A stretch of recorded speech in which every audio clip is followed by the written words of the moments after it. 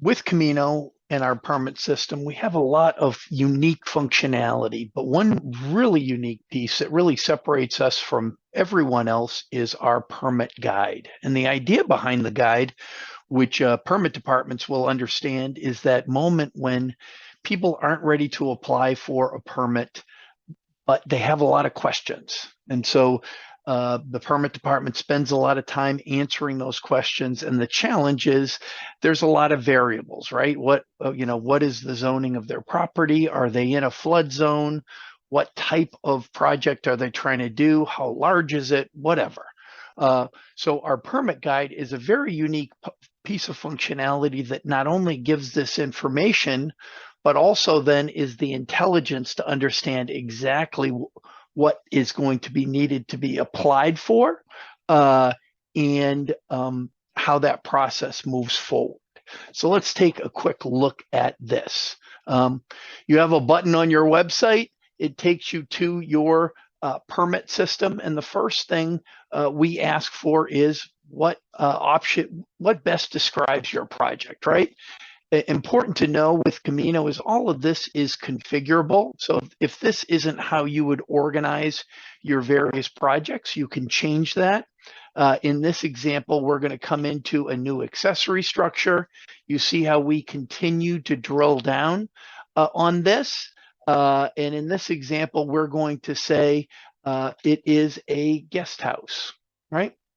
So now we come in asking for a address, and we're going to use 639 Ashton. And so it would pull down the options in and around your area. In this example, we're going to search for this address. Camino brings up the address with a satellite view. We can also bring in parcel information from your GIS and identify it that way. And from here, we confirm the location. Now we go into some simple questions. And these are the questions your permit department more than likely is asking today for this specific type of permit.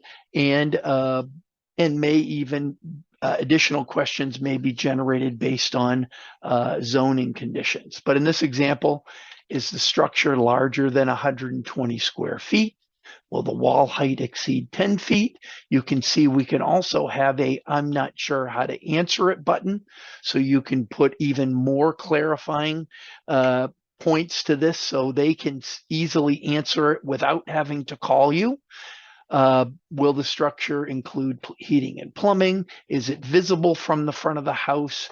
Will it impact an existing sidewalk or some public right of way, right?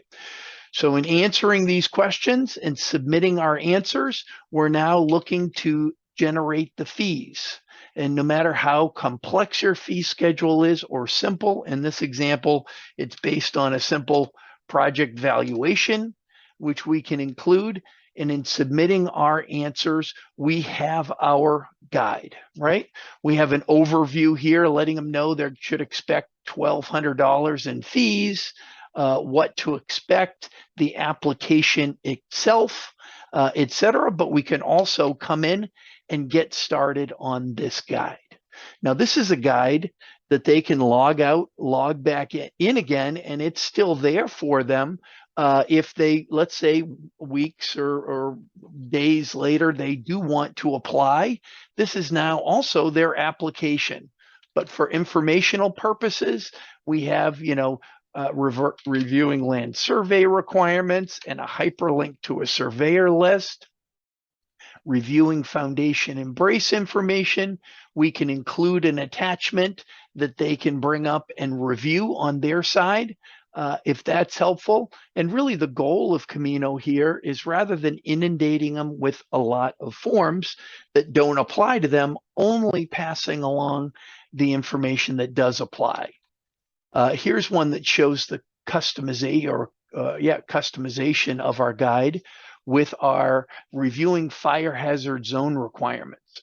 Important to know the reason that we're showing this is because this location is in a fire hazard zone, right? If they were not, we would not be sharing this information, and we have a link to additional construction requirements. Here we have the setback information. So instead of your department having to generate setbacks for people calling in, we know the zoning that their property is in, so we can give them those setbacks. And we also have now the application itself. Again, this can be informational currently. Okay, I'm going to need to know my square footage and have a detailed proper, project description. We're going to have to, get this information because that's important. These documents I'm going to need to have, etc. But all this information is laid out for them. So now they have this information that they can study, have, but most importantly, they don't have to call the city to gather this information and have it customized in this fashion. So as we move along, we'll see how the intelligence of this guide plays into the permit application.